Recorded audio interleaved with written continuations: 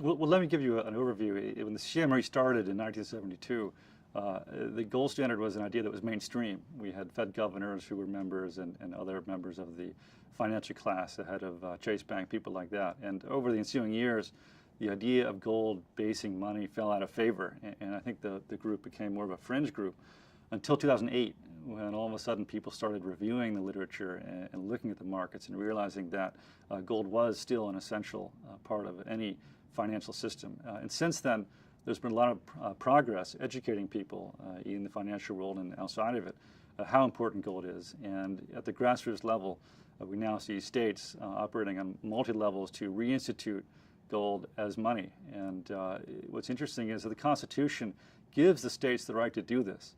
Now, at some level, power has concentrated in Washington, so some may view these efforts as tilting at windmills, but my view is that at some point we know that the system is going to come under more stress, because all financial systems that don't have gold as a foundation do. And when that happens, we'll have these movements in the states that are constitutionally relevant to redefine money at the state level and get people thinking about that and preparing for the day when we are going to return to a gold standard because the market forces us, not because the politicians educate themselves. Well, I think the major problems in transacting as gold is taxes and regulation. I mean, if you do that, it's so unstandard right now that the IRS has questions, your accountant has questions, your lawyer has questions, and that's why most people don't do it. And there may indeed be tax issues, which are reasons that you can't transaction gold as a business or as an individual. And I think, as I mentioned before, the awareness and the political movements to solve these institutional inhibitions to using gold would go a long way towards doing that. I mean, certainly you can store gold in this country without any problem. There are vaults and it's safe and secure. But gold is not meant to be stored. That's a misconception. Gold is meant to be used. It's meant to be used as money, and we need to facilitate the ability to do that. Well, first of all, when the financial system is functioning correctly, gold doesn't need to be used at all. It can be sitting in the vault, and you use claims on gold. Paper money is much more efficient. When people start printing too many dollars or too many certificates, that's when the mass of people run to the gold vaults to get the gold out of the banking system. And that's more or less what's happening now. I'm friendly with a few gold dealers here in town. What they tell me is, in the 70s, most of the people buying gold were cab drivers, laundromat people in cash businesses, and they wanted to turn their cash into gold because they felt the inflation. Right now, currently, it's mostly young Wall Street professionals who understand how, in the 1970s, the main buyers of gold were people with cash businesses like taxi cab drivers or laundromat people, and it's because you could feel the inflation, and so they wanted to protect their purchasing power. Today, thus far, many of the gold buyers are Wall Street professionals who understand how, many of the buyers of gold today are Wall Street professionals who understand how unstable financial markets and banks are, and they're doing it to protect their capital. So you don't see a lot of non-financial people buying gold yet, but once the Federal Reserve policies start creeping into the price level, and it's already doing so, I think you'll see more people in the general population who want to protect their purchasing power and start turning in their dollars for hard currency like gold and silver. But let's be clear, Janet Yellen says that she wants 2% inflation, but she says it in the context of having a flexible inflation target. Now, a target is something you shoot for, maybe you get on the other side of it, but what is a flexible target? I would submit that a third party watching you shoot at a flexible target would think you were shooting randomly. And that is more or less what the market thinks the Fed is doing now. The market thought they were going to taper. In the last meeting, they didn't. The reason Janet Yellen is supported by the liberals in Congress who wrote a letter to Obama in the New York Times is that, as the Times says, she has spearheaded the effort to make it conventional wisdom that central banks should, on the basis of employment, work to moderate inflation and not eliminate it. This was called the Phillips curve in the 70s, and it had disastrous results. Now it's called flexible inflation targeting, but it will have the same results. So don't be fooled. She's not in favor of 2% inflation. She's in favor of that in the context of full employment. But we all know that because, in large part of Fed policies, employment is not full and is getting worse. The employment participation rate is sinking. And so that inflation target will rise with her as chairwoman of the Federal Reserve. Well, that's very clear. Quantitative easing has helped the people on Wall Street. The plutocrats have become much richer, and it's hurt everyone else. And this is a source of supreme irony because Obama became president, I think really, in his own words, to redistribute wealth. And he has redistributed it from the poor to the rich, which I think was contrary to his intentions. Now he has 3 years left in office, and I think he's trying to figure out how to take the money away from the people he's given it to, the Wall Street folks, and give it to his constituents. So far they've had to do with Obama phones and things like that. I think Larry Summers was tapped to institute policies that would have not turned the printing presses off, but directed them more towards the populace. And Janet Yellen was passed over because of that. Now with him out of the running, she'll likely take the chair, and she'll likely continue QE, and this will likely continue to benefit the money class at the detriment of everyone else. Donald Cohen's biography says he's been with the Federal Reserve for 40 years, and I think that more or less sums up everything you need to know. The man, not just him, of course, Janet Yellen and Bernanke, are people who have spent their entire lives in academia or government service, so they have absolutely no practical experience whatsoever to guide their policy actions. Until 1970, all of the Federal Reserve chairmen were practical people who had business experience or finance experience as deal makers. And since Arthur Byrne took the reins in 1970, all the Fed chairmen have been policymakers who live in academia, which has a very tenuous relationship to the real world. So I don't think there's much difference. He did give a speech in 2010, I think, pointing out there was a difference between. Don't forget that Donald Cohen was Bernanke's right-hand man during the crisis when all these facilities, these extraordinary policies were implemented. And I think one of his last speeches as vice chairman in 2010, he parroted the line that they are working diligently on the exit strategies. And one wonders when he left whether he took them with him, because since then the Fed has only gotten deeper and deeper into the morass of quantitative easing. While they keep talking about the exit strategy, there doesn't seem to be any, and the economists at the Fed who aren't in the limelight are privately very worried about how the Fed is going to get out of this, and I think the financial markets are as well. As long as they keep printing and markets keep going up, no one will object too much. But I think at some point that will come to an end. And whether Cohen is head of it or Yellen, the Federal Reserve can only do one thing, and that's print money and add liquidity to the banking system. And all that does eventually is raise prices sooner or later. Ideally, the Federal Reserve shouldn't exist. There should be a commercial banking system that functions without a central bank. And in fact, this country existed for a long time without the services of the Federal Reserve. To the extent it has a mission, it should have the same mission that every bank has, which is to increase liquidity. You can increase liquidity in a variety of ways. The earliest example, going back to the 17th century, was you take gold coins, which are fairly illiquid, and you issue paper currency against them, which is much more liquid and 100% backed by gold, and there's no reason why the market shouldn't accept that. The Federal Reserve also, in its charter, was not allowed to discount, was not allowed to buy bonds with a greater than 90-day term, and this was done so they did not distort the economy. This went away, this requirement went away in the Great Depression when they started buying long-term bonds to stabilize the economy. And if you look at the maturity profile of bonds that the Fed buys, it has only expanded, and in fact, at an astronomical pace in the past few years.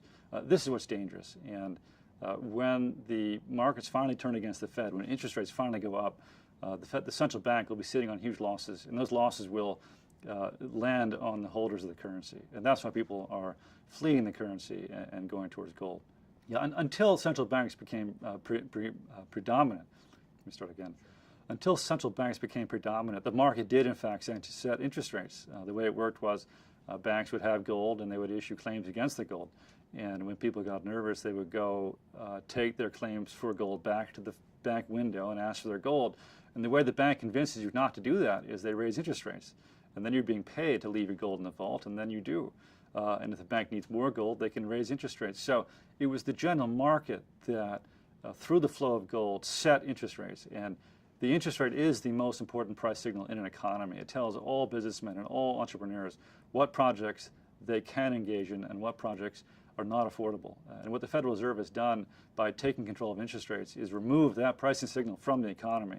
And so now businesses have absolutely no idea what the cost of capital, what the real cost of capital is. And that's why we have so much economic miscoordination and why it's getting worse in the context of zero interest rate policies.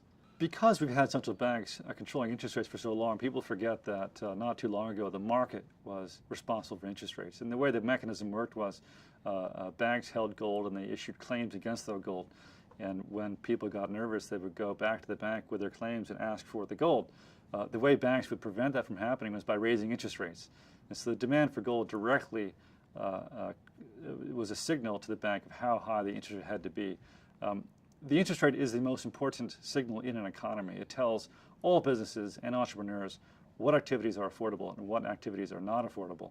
When the Fed sits on rates at 0% or negative, what you get is extreme economic miscoordination. And that is, in fact, what we are seeing. And the longer they hold rates down to this level, the more economic miscoordination we'll see.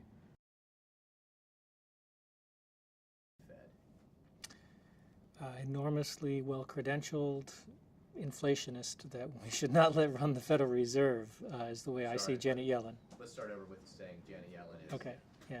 So Janet Yellen's an enormously well-credentialed economist that also happens to be an inflationist and should not be allowed to run the Federal Reserve. I think her personality and her credentialing make her confirmation basically a referendum on quantitative easing and lower for longer interest rates. And senators that don't favor lower for longer and quantitative easing shouldn't vote to confirm her. She described higher inflation as it would never be humane. So the history of inflation is that it's the cruelest tax. So the idea that Janet Yellen's idea that it is in some way humane seems totally at odds with human experience up until now, certainly financial history up until now. And if you ask the American people don't want more inflation. It's actually one of their top issues. Inflation, rising prices, and jobs or unemployment are the two most pressing concerns for the American population. So the idea that we're going to nominate and confirm a new Fed chair, Janet Yellen, who's going to come in and give us rising prices, stripping away the purchasing power of the American middle class, just seems like a bad idea. If you look at her 2% inflation target, 2% for the median American household, which generates $50,000 a year in income, that's a $1,000 tax per year that she's assessing on the average American family. Doesn't seem like a good idea. I'm certain it's not a popular idea. Janet Yellen said that Janet Yellen's idea that somehow we need 2% nominal inflation to keep the economy in place doesn't ring true to me.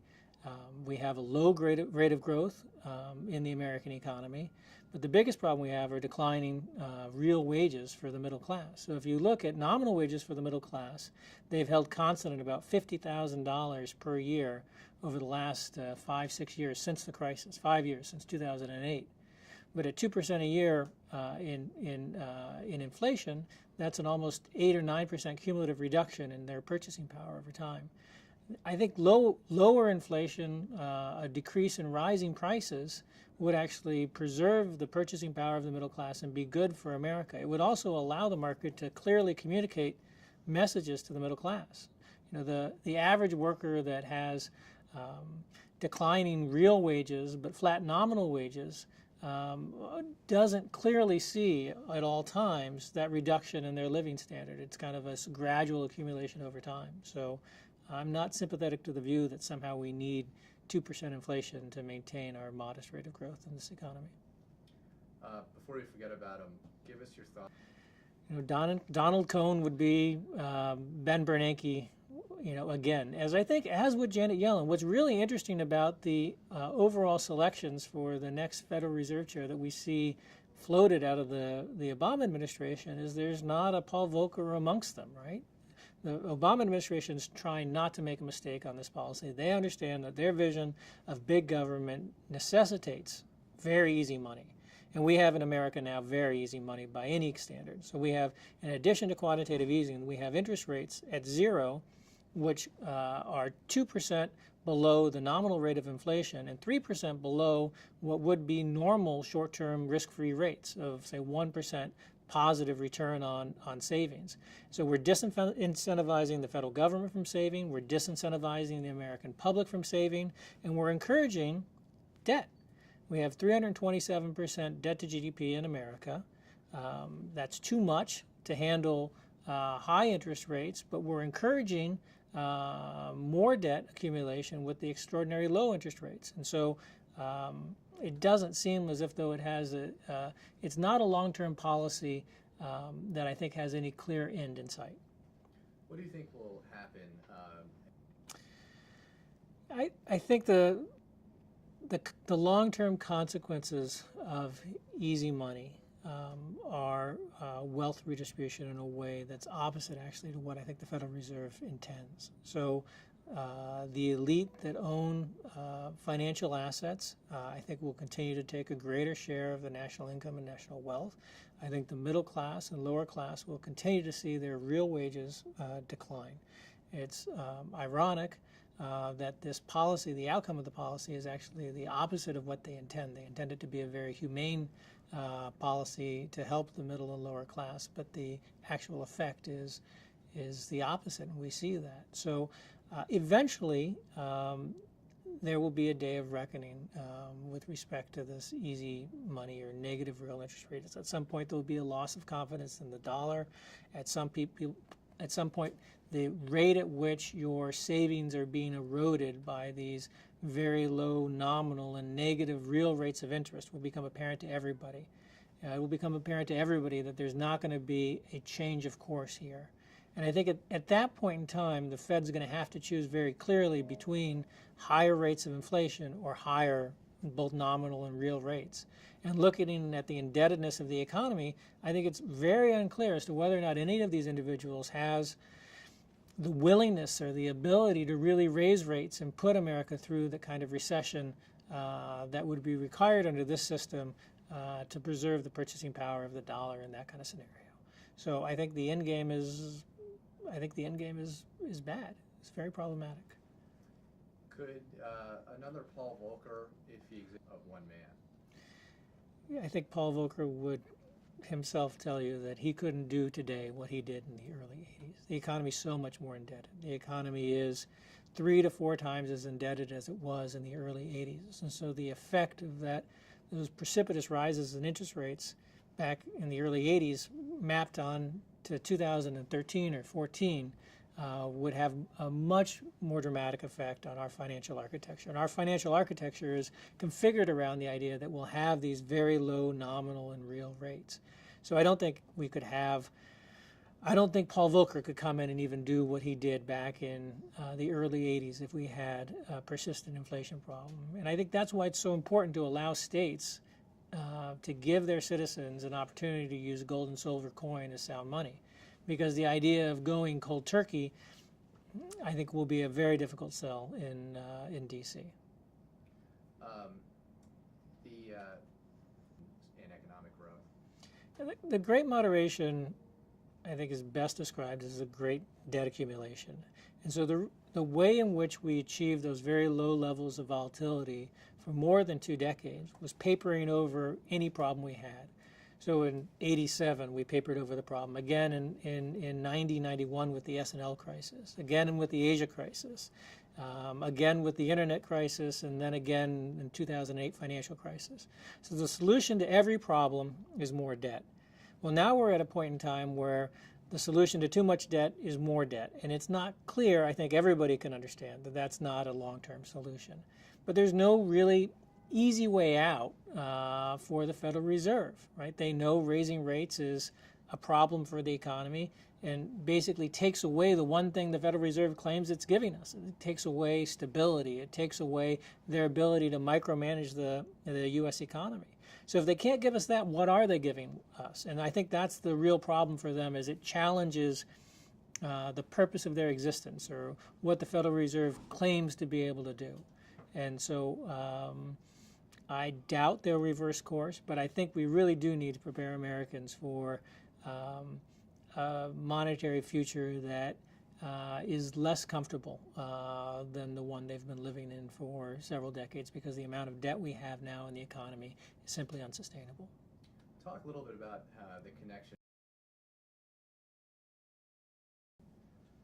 Yeah, the connection between fiscal and monetary policy, I think, even academics would agree, is not well understood.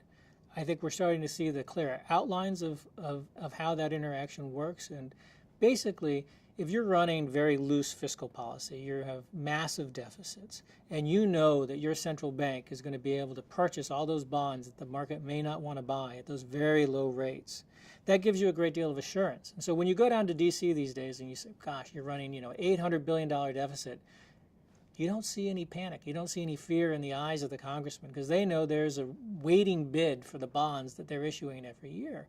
And so there's a very clear connection. I think the real question is who's winning that fight. Is the Federal Reserve being forced into loose money by the profligate spending of Congress and the administration, or is the Federal Reserve in some way dictating the fiscal policy of Congress? And when I look at that relationship, I see really the Federal Reserve as the patsy.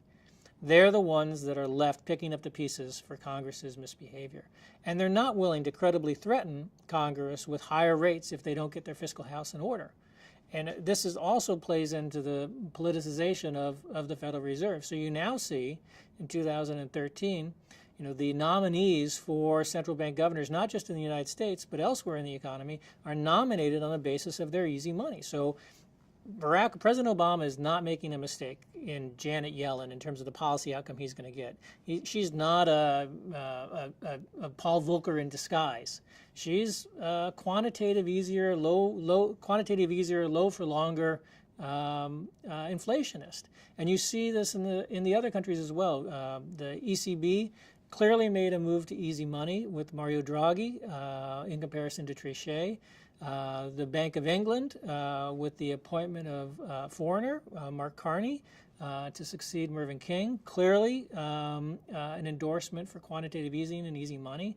And the same thing in Japan with Central Bank Governor Kuroda is clearly an easy money quantitative easer. So the political forces around the first world are using their central banks to finance their runaway deficit spending, and you see it uniformly. It's just a matter of time until markets discipline the governments for doing this. Precious metal. Honest money is money that preserves its purchasing power over time. So the problem with money that loses its value, especially the problem with money that loses its value gradually, is that the subtleness with which the unit of count changes is obscure to most people. So if you take the average American and you say you're making, average American household making $10,000 a year 40 years ago when the Federal Reserve went off the gold standard in 1971. Roll forward to 2013, that same household is now making $50,000 a year. So it seems 5 times better in nominal terms, or 4-fold better in nominal terms. But you've had 83% decline in the value of the dollar over the same period of time. So in real terms, they're worse off than they were 40 years ago, but they feel like they're better off. They feel like they're constantly making progress, but they're not. And if you look at the last 10 years, even in nominal terms, they're not making progress. And so now, finally, this has become more politicized. But there's a real problem with this change in the unit of account, because it deceives the laborer, it deceives the consumer about the true price of things. And there's no economic purpose to it. There's no long-term benefit to eroding the value of your currency. You don't get higher GDP growth. You don't get more employment. Over a longer period of time, there's no benefit to this policy other than it subtly deprives people of their savings and income. So when you're talking to politicians about a change in policy, it's important to see things from their perspective and see things not just in a political lens or ideological lens, but in the lens of their own self-interest. And so when you go to Washington, D.C., and you explain to small government people that it's in their best interest to tie their hands and prevent the Federal Reserve from buying the debt that they're issuing in excess and put themselves in a position whereby they might run out of money or the bond market might really discipline the federal government, except for a very few cases, even small government Republicans aren't particularly inclined to do this. But when you go to the states and you explain to the state legislators that they should allow their citizens some opportunity to preserve their purchasing power, at least preserve their savings, in a negative real interest rate environment, it makes a lot of sense to them. In fact, those state legislators often are going to resent the unusual power that politicians in D.C. have, where they don't have to balance their budgets and the Federal Reserve bails them out. Because if you go state capital, by law and by constitution in most states, they have to balance their budget. And if they spend more than they can raise in future taxation, the bond market will discipline those states. So those states aren't benefiting from the loose money policies that are benefiting Congress and the administration. And so they're very inclined, given the right explanation, given the right when they see the support that their constituents have for sound money, and when they understand the issue better, they're very inclined to support sound money legislation at the state level. Most people don't know. Yeah, so Article 1, Section 10 of the U.S. Constitution is not been put to much use over the last 225 years. What Article 1, Section 10 does is it tells us all the things that states can't do. No state shall enter into foreign treaties. No state shall make anything other than gold and silver coin legal tender. And so what Article 1, Section 10 does by restricting the ability of states to make anything other than gold and silver coin legal tender is it explicitly affirms their ability to use gold and silver coin as legal tender. This is not something that over the couple hundred years of American history states have ever had to make use of, because there was always a fair amount of gold and silver in circulation up until the Great Depression. Now, as we enter into the 42nd year of fiat money without any backing, and we have quantitative easing without end, states are refamiliarizing themselves with this constitutional right they have and are taking up this right. We've seen that in Utah, which has passed legislation, Louisiana and Texas, which have removed taxation on gold, and Arizona, which passed legislation that was unfortunately vetoed by Governor Brewer. But it's there clear as day in Article 1, Section 10 of the Constitution. Using gold. So if you read about monetary history and monetary technology, you understand that paper money was an innovation that made bullion easier to circulate, as was milling, the little edges on the coin that prevent coin clipping. In the last 20 years, we've had a massive change in payment technology that no longer obligate you to have the cash present at a transaction. Everybody knows this. When they use a credit card or they use a debit card to pay for whatever it is, you don't have to have all your physical dollars present. Well, the same thing's true with gold. So if you want to transact anything in gold terms, there's no reason for you to have...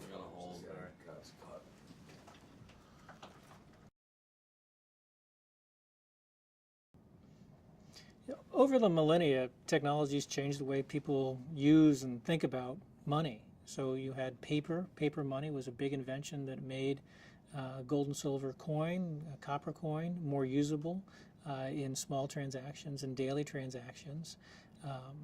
Similarly, the payment system that's really evolved since the 1960s, starting here in America, has made the ability to transact in dollars without the dollars present just such a common experience that we don't even think about it anymore. When we go to the store with our debit or credit card, we never imagine that somehow that transaction couldn't have happened without those physical dollars present. But that same payment technology that we've made use of over the last 40 years also makes, in many ways, paper money obsolete. Is that with the underlying, if you wish to use gold or silver in a monetary transaction, there's no reason to have the paper money present. Gold and silver can be transacted via the electronic payment system the same way paper can. So I think it really does open the possibility of the easy adoption of gold and silver as not just money as a store of value, but currency to be used in transaction. Great. You want to? Yeah, if I could ad-lib on just a couple things, things I'd like to say about money. Yeah. So in the 2012 CNN exit polls, I think, are really shocking. 59% of Americans said the economy was the number one issue. We all knew that. But of that 59% that had the economy as the number one issue, 38% had jobs and unemployment as their number one issue, 37% had rising prices as their number one issue. So while the Federal Reserve tells us that inflation is quiescent, there's not a real issue, 2% is nothing to worry about, this remains a dominant concern of the average American household. And you can see it in the data in terms of the real purchasing power of their wages. They're declining. So the average household hasn't made, this is the median American household, hasn't made any progress in this whole century. So now we're in 2013, so that's for 13 years. And this is in real terms, they've been losing ground. And over the last 5 years, in nominal terms, they haven't made any progress. And when you stop making progress in nominal terms, that 2% drip, drip, drip of inflation every year starts to resonate more clearly. So if you're an average American household making $50,000 a year, and you're losing 2% of your purchasing power every year to inflation, that's a $1,000 a year tax. That's real money. The other thing that people should keep in mind when they think about the way inflation affects the average household is their basket of goods that they're consuming probably doesn't perfectly mirror the CPI. If you are purchasing education or health care in any kind of disproportionate way, your experience with inflation will be much more severe than the CPI captures. And so rising prices are a real problem, and there is not currently the will in Washington, D.C. to arrest rising prices. What else? What were the other topics that I should cover? Maybe the job. That's good. So if printing money created jobs or made us wealthy, we'd have a lot of jobs and we'd be very wealthy by now. But it's pretty clear that printing money is not the solution to our problems. It just, unfortunately, it's not the way the world works. So where we are in 2013 is we are, at this point, in the third cycle of quantitative easing. It's not clear to me that we're going to be able to permanently exit from quantitative easing. It's not clear to me that we're going to be able to meaningfully increase interest rates to stave off inflation, and we're not getting any benefit. What's the real benefit we're getting from all of this easy money, from the trillions of dollars of balance sheet expansion at the Federal Reserve, from the negative real interest rates that we've had now for years and years post the financial crisis? You don't see it in the labor participation rate. The labor participation rate for for men now is 67%. This is for all men aged 20 to 65 that aren't in the military. And that's 13, 14 points lower than it was 40 years ago when we started the Federal Reserve System. So you've got to ask yourself, now that we've eroded 83, now that we've the dollar's declined 83% in 41 years, we've suffered regular inflation, real wages have stopped going up over the last 5 years, nominal wages have stopped going up, and we have a pretty radical decrease in the labor participation rate of men over the last 41 years. What exact benefit are we getting? What is the great benefit that we're getting from all of this inflation? And I think even economists will tell you that there's no long-term benefit in employment to inflation. So I think it's time to end this failed policy of gradual, steady rates of inflation and move to sound money. And the best way to do that is state by state, because the will doesn't exist in Washington, D.C. to do this. One of the deepest ironies of easy money that both Chairman Bernanke and I presume Chairwoman Yellen favor is that it's actually hurting the person, it's hurting the middle class with whom they empathize so deeply. So the beneficiaries from the last 5 years of quantitative easing, of lower for longer interest rates, lower for longer Fed funds rate, has been Wall Street. You have now apartments in New York City selling for $100 million. And you have the wealthy becoming wealthier and the middle class and the lower class struggling to keep pace. It's an unfortunate consequence of our monetary policy, and it's the reason why throughout history inflation has always been described as a cruel tax, the cruelest tax. So the best thing that we can do for the middle class, for the American worker, is provide them sound money that's going to give them an honest wage, and a wage that won't decline in real terms if it's not declining in nominal terms over time. And it'll send crisp price signals through the price. It will send crisp price signals to the American worker, so they know where they stand. So if their wage goes up 4 or 5 times in nominal terms, they'll know they're making 4 or 5 times as much, instead of the situation we've had over the last 41 years of fiat money, which is we've had these dramatic rises in nominal wages and no increase in real terms in the take-home pay for the median American family. So today, unfortunately, the policy is based on a deception, but happily it's no longer popular with the American people.